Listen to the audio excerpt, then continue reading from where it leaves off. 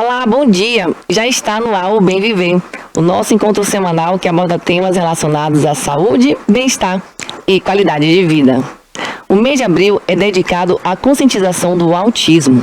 O autismo é um transtorno de neurodesenvolvimento que acomete milhões de pessoas em todo o mundo e pode afetar a comunicação, a interação social e o comportamento. Hoje aqui no Bem Viver nós vamos falar sobre esse universo que ainda é bastante desconhecido e que precisa ainda ser compreendido e respeitado. Vamos falar também sobre as terapias, como que essas terapias elas podem melhorar a qualidade de vida. E vamos falar também sobre a importância de incluir na sociedade essas pessoas com autismo. E para falar sobre tudo isso e muito mais, temos uma especialista que é psicopedagoga, especialista na área de autismo, que é a Michele Costa, e vai falar conosco aqui tudo sobre esse assunto. Bom dia, Michele. Bom dia, Priscila. Seja bem-vinda. Prazer grande estar aqui e poder falar sobre autismo é sempre importante para que a gente, de fato, consiga conscientizar melhor, né, tanto pais quanto profissionais da inclusão dessas crianças. Então, é um prazer estar aqui. A honra é nossa, tá?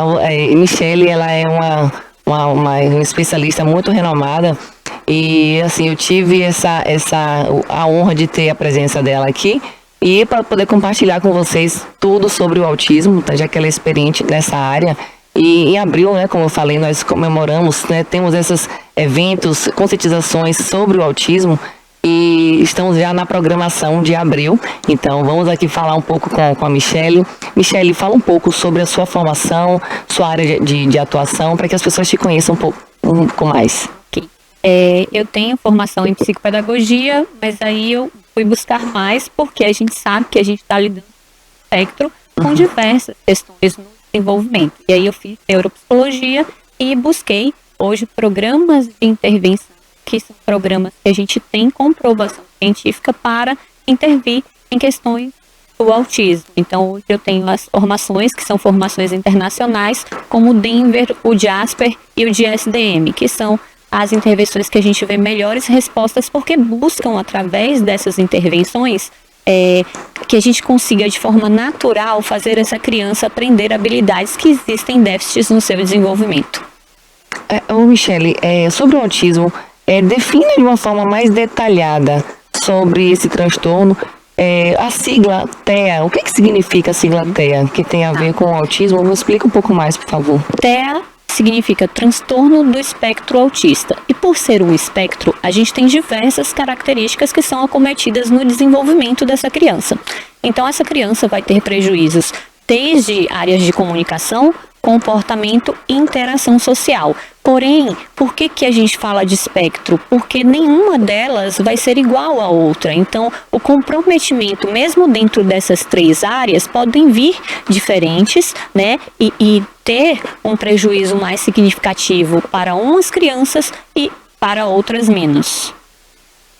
Qual é a causa do autismo, Michele? Porque assim, muitas pessoas têm dúvida se é uma condição genética ou se os hábitos de vida dos pais podem influenciar nisso. Qual é a causa do autismo? A gente ainda não tem nada certo, assim, né? Que a causa é isso. Mas é uma causa genética.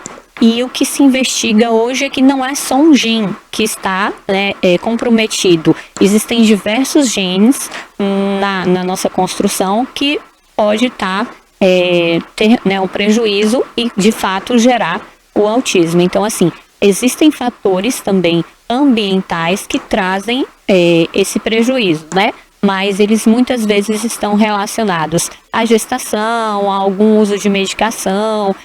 Existem pesquisas dentro de diabetes gestacional, né? Então, assim, são estudos. Alimentação também, não tem? Alimentação também, baixa, né?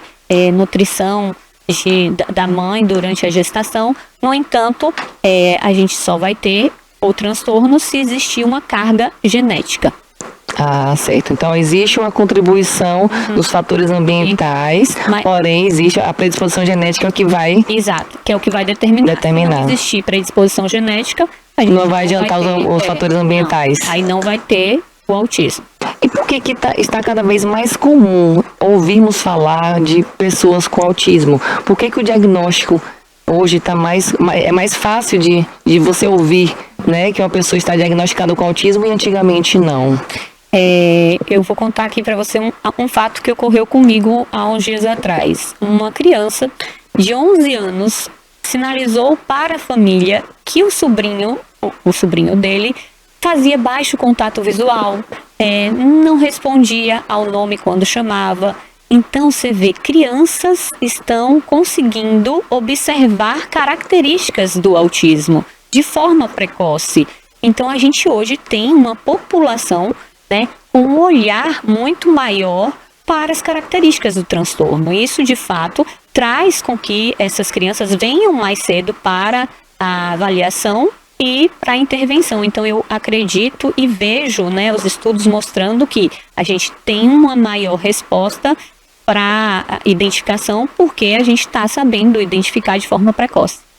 A questão de levar também informação, que é o que nós estamos fazendo aqui, né, levar informação para o leigo, para quem não entende, uma criança, né, como ela está dizendo, se uma criança teve esse olhar, é porque chegou informação para ela, né? Então, assim, juntamente com também os avanços de pesquisa, com os testes, os métodos diagnósticos, então toda essa soma favorece, né, para a rapidez, né, uma maior agilidade desse diagnóstico, né, da criança ou da pessoa com autismo. Perfeito.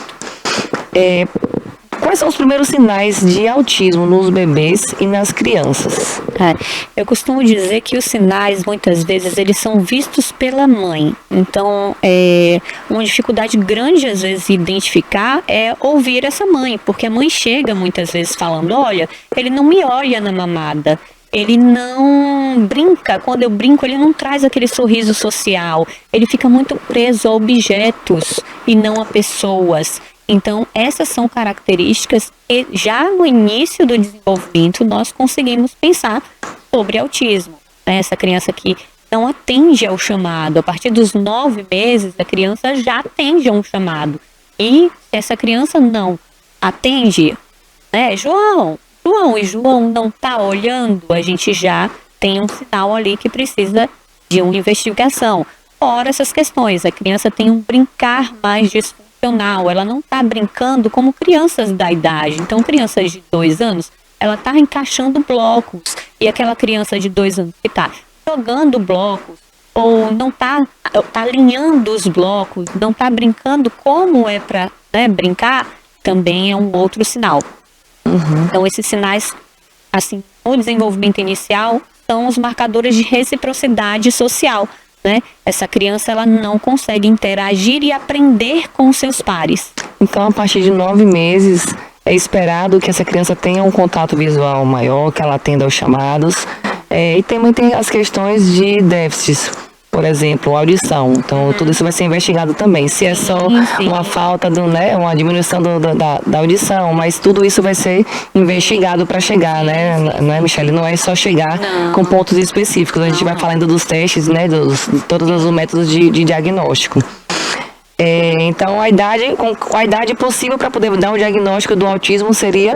Então, hoje a gente pensa num diagnóstico seguro a partir dos 2 anos de idade. No entanto, as pesquisas mostram que com 6 meses de idade, a gente já consegue fazer uma avaliação de triar o desenvolvimento dessa criança, que é observar essa parte de contato visual, observar as interações dela com o adulto, o quanto ela fixa, né, esse olhar e essa atenção no adulto e não nos objetos. Então, a partir dos 6 meses, a gente já consegue triar o desenvolvimento dessas habilidades de interação social para conseguir já falar assim, intervenção inicialmente, né? Hoje eu atendo na intervenção precoce, então eu recebo pacientes a partir de 9 meses. E já vem... Não tem diagnóstico, mas já é uma intervenção precoce para estimular. Para estimular, exatamente. E a gente tem muitas respostas, né? A gente vê crianças que tinham baixo repertório de interação, de comunicação, fazendo isso em pouco tempo, com a intervenção intensiva,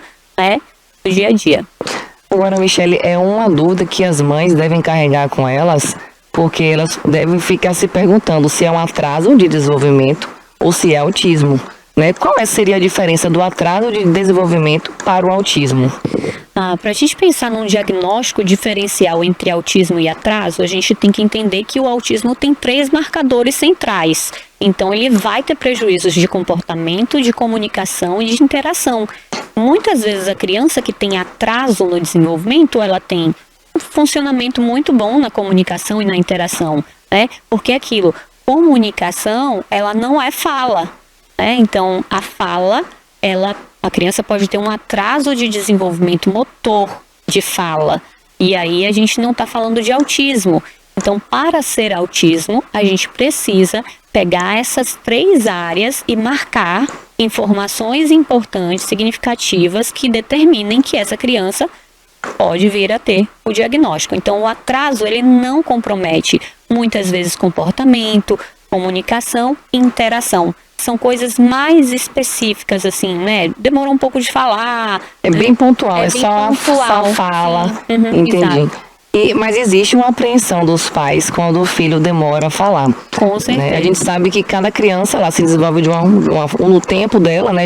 Uma anda mais rápido do que outra fala mais rápido. Às vezes são irmãos, mas cada um vai desenvolver de uma forma diferente. Eu gosto de falar que, assim, não é a relação de cada um ter o seu tempo, mas sim da gente entender que existem janelas da criança adquirir determinadas habilidades, e a gente tem aquele período, 3 meses. Se em 3 meses a criança é para estar andando, né? A gente espera que a criança ande até 1 ano e 3 meses. Passou de 1 ano e 3 meses, já tem uma questão ali no neurodesenvolvimento que precisa ser investigada. Se a gente tem uma criança com 1 ano e 6 meses que não está falando no mínimo ali 50 palavras, a gente já tem um atraso no desenvolvimento. Então, tem essa relação de cada um tem, né, uma forma, mais essa relação de tempo, ela tem uma janela e ela precisa ser cumprida no tempo da janela do desenvolvimento. Sim, né? sim. É importante isso que ela está dizendo. Quando eu me referi a justamente isso, que cada um tem um tempo. Como irmãos, ou alguém pode andar com menos de 1 ano, outra andar depois de um pouco de 1 ano, mas tem um limite para isso. Então, às vezes, os pais eles ficam apreensivos porque o meu primeiro filho andou mais rápido, ou falou primeiro, né? Falou mais rápido. E aí o segundo já não está falando. Então, existem comparações. Então, tem um limite, sim. Então, isso é muito importante, né, como a Michele está falando, mas gera uma apreensão. E é isso que eu queria saber. Quando que os pais devem buscar ajuda em relação ao atraso de fala? É isso. No atraso de fala, a gente precisa olhar para os marcadores de desenvolvimento. Então, assim, o pediatra, né, ele é o profissional que consegue, através da caderneta da criança, observar quais são as habilidades de linguagem e comunicação, porque tem uma areazinha, né, lá na caderneta que você identifica uma criança de 1 ano e 3 meses, o que ele precisa fazer em função de linguagem. Então, eu já consigo olhar para aquilo ali, e os próprios pais olharem a caderneta para ver, né, a criança precisa nessa fase estar falando 10 palavras, e aí você vai falar, não está falando, o que eu preciso fazer? Então, como é que eu posso estimular? Então, inicialmente, o profissional que deve avaliar essa criança, esse bebê, é o pediatra. Perfeito. E aí, nessas avaliações que ele for fazendo dessa criança ou do bebê, ele pode já direcionar para especialista, perfeito, né? Perfeito. E existem 2 formas, assim, que a gente pode ter com o pediatra, né, uma avaliação para o desenvolvimento dessa criança. Uma é utilizando a caderneta da criança, onde tem uma área específica para entender os marcos de desenvolvimento dessa criança até os 3 anos, dentro desses domínios de linguagem, tá? De motricidade e de cognição. E existe também uma avaliação que é uma triagem, tá? Para a gente pensar em riscos de autismo, que é o MCHAT. Lá nos Estados Unidos, né, em grandes países, eles são usados como triagem básica. Então, toda criança, a partir dos 16 meses, eles utilizam essa triagem de risco para autismo. Aplicam o MCHAT com a família, e aí a gente tem indicadores se é preciso fazer uma intervenção ou não. Aqui no Brasil ainda é muito falho, mas existem pediatras que já fazem isso com crianças ali a partir dos 16 meses. Entendi. Ô, Michele, existem níveis de autismo? Sim, existem níveis e hoje, né, é classificado como nível 1 de suporte, nível 2 de suporte e nível 3 de suporte. Os níveis, eles estão voltados o grau de necessidade que essa criança precisa de apoio para a sua vida, tá? Então, no nível 1, eu tenho uma ajuda que essa criança vai precisar, uma ajuda mais, de menos apoio. Ela consegue viver socialmente, estar inserida num trabalho, academicamente, com pouco suporte. No nível 2, essa criança precisa de um pouco mais de suporte, é um suporte moderado para essas atividades do seu dia a dia. E no nível 3, essa criança precisa de muito suporte. Muitas vezes, no nível 3, a gente tem uma associação com o transtorno de deficiência intelectual. Então, a criança tem outras questões que comprometem, né, a sua inserção social e também, né, acadêmica, de trabalho, de tudo. Uhum. Como que é feita a avaliação nos casos de suspeita do autismo? Então, a avaliação na suspeita de autismo, ela é extremamente clínica, tá? Não existe nenhum exame, não existe nenhum teste que você vá colocar a criança para falar, essa criança tem autismo. A gente já ouviu falar tomografia, exame de sangue, não, tá? Nenhum desses exames vai te dizer se a sua criança tem autismo. Tá? Quem vai te dizer isso é a observação clínica desse profissional que faz todo um apanhado sobre o desenvolvimento da criança, entendendo, né, que ali os marcadores de comunicação, de comportamento e de interação social, a gente encontra déficits. Então, a gente tem hoje, além desse olhar clínico sobre o desenvolvimento, alguns testes, né? Então, a gente faz testes, né? Tem alguns protocolos onde a gente consegue fazer uma triagem e entender como essa criança preenche mais pontos, né? Para pensar que sim, é TEA ou não é, pensar em outros transtornos, né? Porque assim, muitas vezes a criança chega e a gente pensa, é autismo, mas aí você vai avaliar e entender e é outro transtorno, ou até síndromes, né? Acontece muito. Eu já atendi crianças que vinham para uma avaliação de autismo e a gente detectava síndromes super raras, né? Então, assim, uma avaliação extremamente clínica. E quais seriam esses métodos diagnósticos? Existem testes, a gente hoje tem o SRS-2, que é um teste de responsividade social para entender como é que está, né, o desenvolvimento dessa criança. Existem outros protocolos de desenvolvimento, que é o IDAD, são testes mesmo mais restritos, né, mas que a gente consegue através deles identificar o atraso, né, e consequentemente fazer o diagnóstico. Dar o diagnóstico.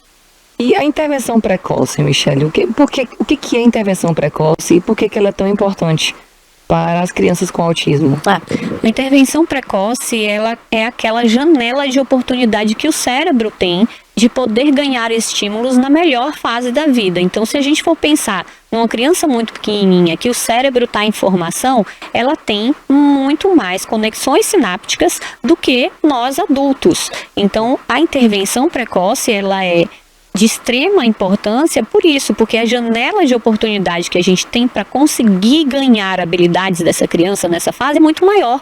Ela tem um nível de aprendizado muito maior. Então, a gente fala de intervenção precoce nos estímulos para crianças de 0 a 6 anos. E quais seriam essas intervenções com maior evidência para o autismo? As intervenções hoje com maior evidência estão voltadas à análise do comportamento, tá? Então, a análise do comportamento através de estudos voltados para essas áreas de comportamento, comunicação, interação, teve, né, respostas através das suas pesquisas que essas crianças precisavam de estímulos específicos para essas áreas. Então, surge, né, a intervenção naturalista, com base no modelo, com base na ciência da análise do comportamento, e aí surge o modelo Denver, né, que é esse modelo que eu atuo hoje, que é um modelo que ele prioriza a relação entre o cuidador, o terapeuta, e a criança. Então, se a gente hoje tem no autismo déficits de orientação social, reciprocidade social, a gente precisa de um modelo que atenda a essa base do problema que a gente tem.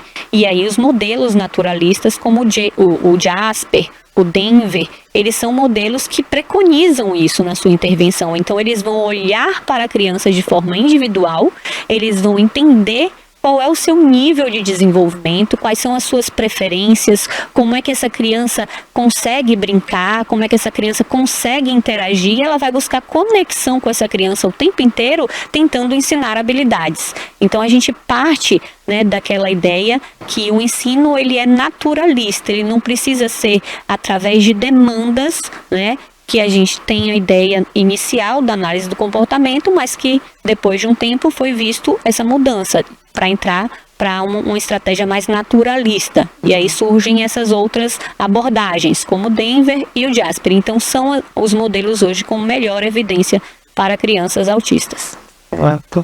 E como o SDM, Denver, ele funciona na prática? Explica essa sigla, o que é o SDM?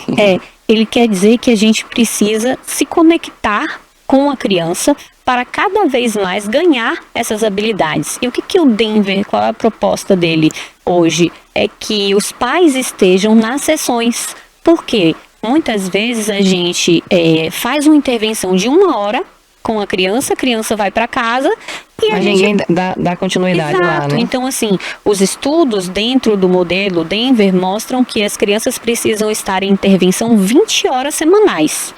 Imagina se é possível fazer isso 20 horas num consultório. Não tem condição. Então, hoje, nós treinamos assistentes terapêuticas. Então, eu tenho assistentes terapêuticas que implementam um modelo junto a mim, na minha clínica, e tenho treinamento de pais. Então, os pais, eles estão comigo, eles estão dentro da sala, eles estão aprendendo coisas básicas que às vezes os seus filhos não sabem fazer. Então né? Eles podem aplicar essas técnicas em casa. Sim, exatamente. A gente cria um plano de intervenção, né, para que eles possam saber o que a gente está ensinando e através desse ensino eles consigam replicar isso dentro do seu ambiente. Porque aí o que a gente vai fazer? A gente vai dar intensidade para os estímulos, né? E constância. Então, os modelos naturalistas, eles buscam isso, trazer intensidade e constância no ensino para essas crianças. E é possível uma criança com autismo ela aprender a falar com a intervenção precoce? Sim.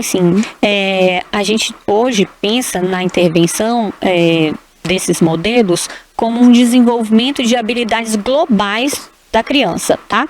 Então, quando essa criança entra no consultório e eu tenho nela um atraso de fala, eu vou precisar estimular o quê? Comunicação receptiva, comunicação expressiva. Muitas dessas crianças, elas não estão atentas nem ao som no ambiente. Então, eu faço um som, ela não olha, uma coisa cai no chão, ela também não olha, e aí eu vou precisar trabalhar essas habilidades que são pré-requisitos para que a comunicação, a linguagem venha. Então, dentro da intervenção precoce, a gente vai dando para a criança uma escadinha de ganhos para ela chegar na fala, na comunicação. Então, ela vai passar por todas essas habilidades até vir a fala. A falar, né? E é lindo. Quando a fala vem, é muito emocionante. Emocionante para nós e para os pais, né? E assim, a fala não vem de uma hora para outra. A fala vem primeiro no olhar.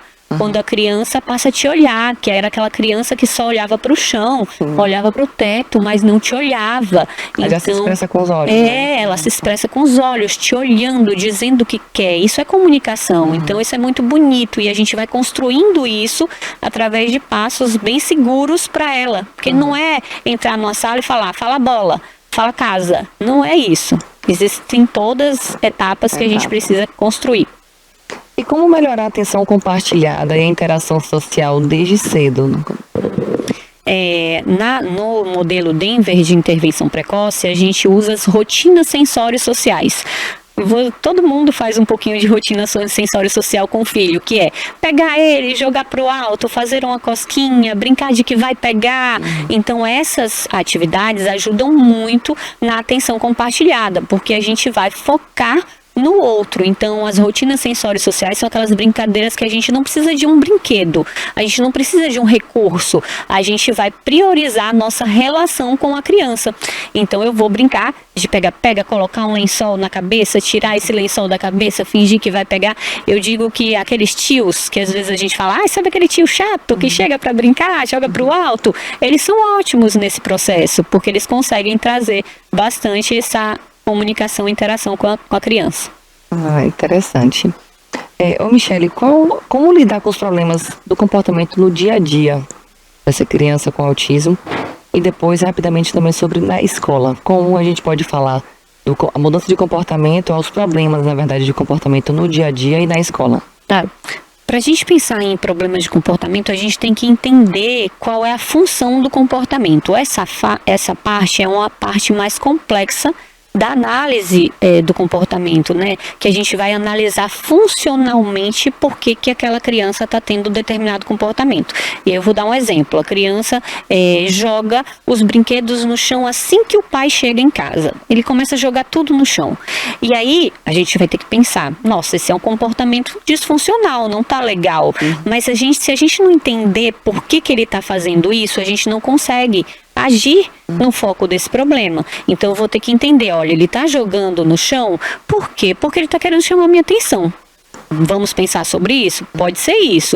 E a gente começa a levantar hipóteses para entender. Pronto, identificamos, ele está jogando para chamar a atenção. Então a gente vai precisar ensinar um comportamento substitutivo.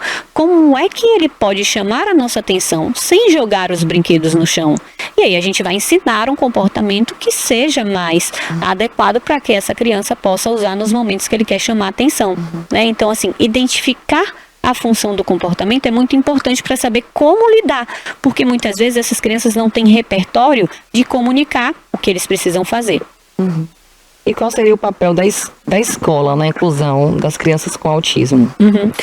O papel da escola é trazer para essa criança qualidade não só acadêmica, de estudo, de conhecimento, mas de vida. A gente está falando de crianças com déficit de interação social. Então, se eu não oportunizo que a escola seja esse lugar dela construir as mesmas relações que as outras crianças conseguem construir, eu não tenho um lugar bom para essa criança. Então, eu preciso, dentro da escola, construir esse lugar onde existem trocas, existem aceitação, existe olhar para as habilidades, né? Eu falo muito isso. Toda criança tem habilidade. Qual é a habilidade daquela criança autista que está ali? É nisso que a gente vai focar, é isso que a gente vai usar para aumentar seu repertório, tanto pedagógico, né? Também de interação social. Michele, até que ponto a intervenção precoce ela pode melhorar o prognóstico dessa criança com autismo? Muito. Eu digo que intervenção precoce é vida. A intervenção precoce muda muitos prognósticos de crianças que entraram para a intervenção com um nível de suporte 3 e com a intervenção estão no nível de suporte 1. Elas não vão deixar de ser uma criança autista, mas elas vão ter uma mudança, tá, de suporte para suas necessidades e cada vez mais vão conseguir entrar socialmente, ter uma vida social, né? E quais seriam as terapias complementares que podem ser utilizadas junto com a intervenção precoce? Pronto. As intervenções hoje que a gente tem, a gente chama de uma equipe multidisciplinar no tratamento de crianças autistas, terapia ocupacional, a fonoaudiologia, a fisioterapia. Então, assim, a psicologia, né, todos esses profissionais, eles fazem parte da intervenção com crianças autistas. A única coisa extremamente importante que eu enfatizo muito é que esses profissionais tenham conhecimento e formações específicas para atuar com autismo, porque a gente sabe que existem muitos profissionais, terapeutas ocupacionais, psicólogos que estudaram e estudam bastante, mas se eles não dominarem o autismo, a gente não tem técnicas específicas para intervir com essas crianças. E o que é que nós precisamos pensar para que essas crianças sejam inseridas socialmente e profissionalmente? Eu digo muito isso para os pais, porque eu sei que muitas vezes é uma angústia deles, né? Poxa, o que o meu filho vai ser quando crescer? E aí eu falo muito, ele vai ser o que você consegue identificar de habilidade nele. Então, o que ele faz bem, né? Assim, eu já tive uma paciente pequenininha, foi crescendo e ela adorava fazer docinhos, decorar docinhos. E aí ela hoje faz docinhos, sabe? Então, docinhos de festa, docinhos ela achou um lugar para ela socialmente e ela é feliz fazendo aquilo. Ela fez da sua habilidade algo que virou todo o seu trabalho, né? Perfeito. Então, eu acho que é isso. Identificar a habilidade da criança faz mudar, né, qualquer prognóstico e ajuda ela a ser feliz e socialmente estar dentro, né, Da sociedade, do no núcleo, trabalho também. exatamente. Michele, esse tema ele é muito vasto. Você conseguiu ser assim bastante objetiva, bem clara em suas explicações. A gente passaria mais tempo aqui falando, porque realmente é um assunto que requer, são mínimos detalhes, né? Então, como você falou, os campos que podem ser acometidos de fala, de interação social. Então, assim, seria uma discussão bem longa, mas assim, você conseguiu ser bem objetiva. Caso alguém tenha interesse de marcar uma consulta com você ou tirar uma dúvida, qual seria o contato, uma rede social para poder as pessoas falarem com você? Pronto, pode falar comigo através do @Michele Terapia de Criança. Michele com 2 L's, Terapia de Criança. Lá eu vou falando muito sobre autismo, a gente tira dúvidas, pode conversar um pouquinho mais sobre esse tema. Eu queria agradecer muito a você pela sua presença, você ter compartilhado tanto conhecimento aqui para todos nós, telespectadores, né? Pessoas que querem conhecer mais sobre esse assunto. Então, muito obrigada pela sua presença. E agradecer a você também que acompanhou essa entrevista até o fim, que está acompanhando o Bem Viver, está curtindo a nossa programação. E não se esqueçam que toda semana a gente tem encontro marcado, toda terça-feira às 10h30, aqui no Bem Viver. Muito obrigada.